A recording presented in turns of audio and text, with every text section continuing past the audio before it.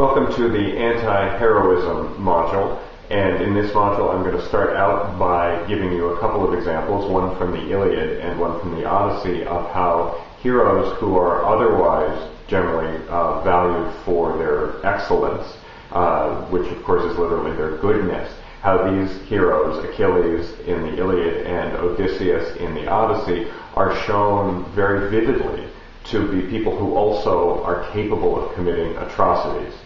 And the question is going to be, well, why is that, and how does that get reflected in video games?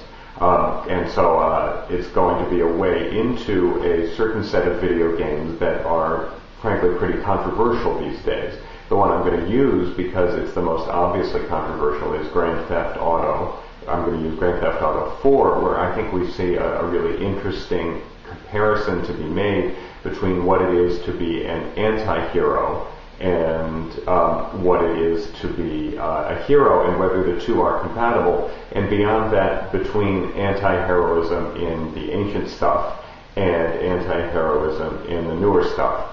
Grand Theft Auto and other games, and there are many, many of them, where you're given the opportunity to do atrocities, to do bad stuff.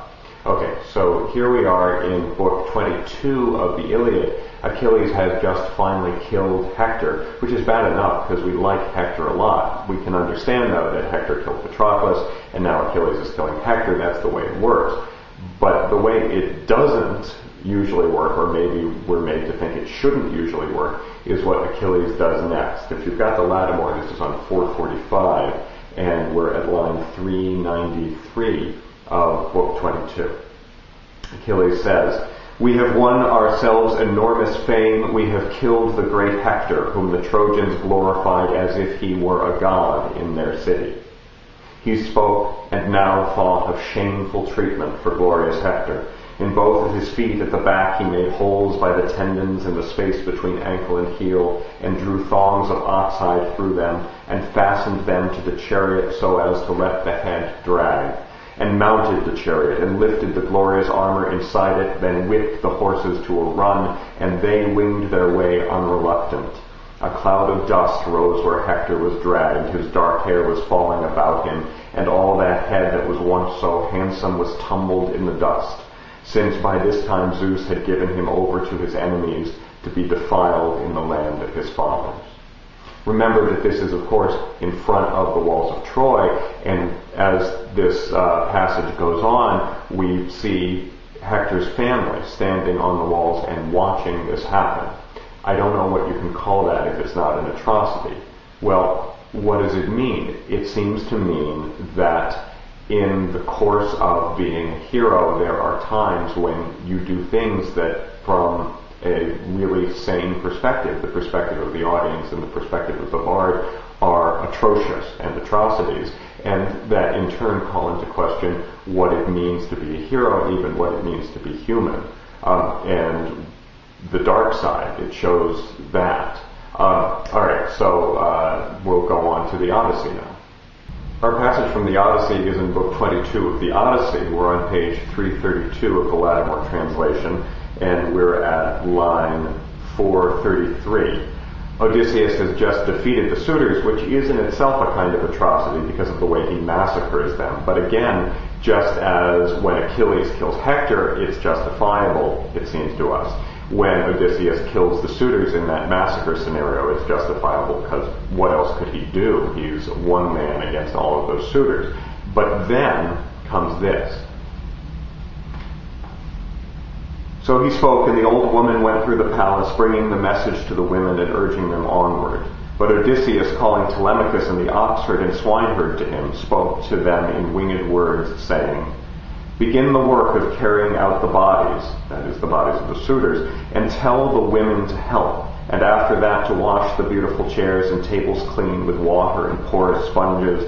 Then, after you have got all the house back in good order, lead all these maidservants." Okay, these are the maidservants that the suitors have been sleeping with, and Odysseus is saying they have to clean the entire house, and then what follows.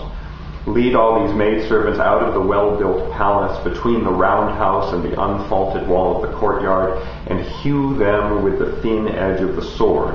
until you have taken the lives from all, and they forget Aphrodite, the goddess they had with them when they lay secretly with the suitors.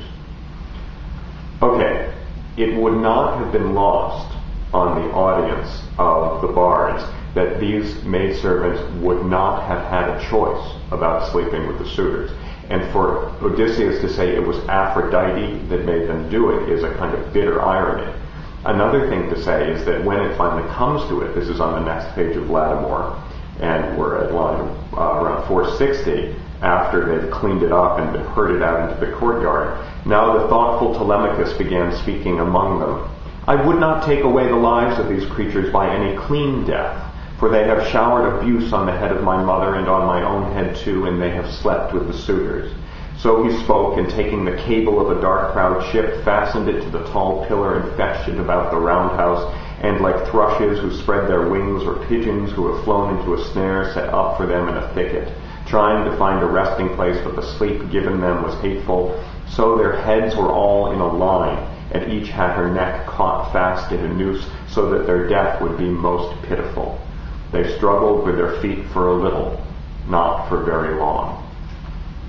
I don't know what to call this, if not an atrocity. It's over and above what's necessary. It shows this dark side of human nature. The question then becomes, okay, should you show that dark side of human nature? We all know it's there. Plato, as we've talked about a little bit before, and we're going to talk about more down the road, Plato thinks you should not show it, because if you show it, people are going to pretend, even just through listening to a story, pretend to be that way, and therefore they're going to become that way. Aristotle disagrees, and I go with Aristotle in this instance at least, which is to say that if you listen to this kind of thing, if you perform as a bard this kind of thing here in the Iliad or the Odyssey or in Grand Theft Auto, you learn more about what it means to be human, and within the context of culture, you learn better about how to make the right choices, how to avoid atrocities like this. And so I think what we're going to see as we cross the border from Homeric epic to video game is that it's that same idea of understanding yourself better through looking fixedly, looking without hesitation at the dark side.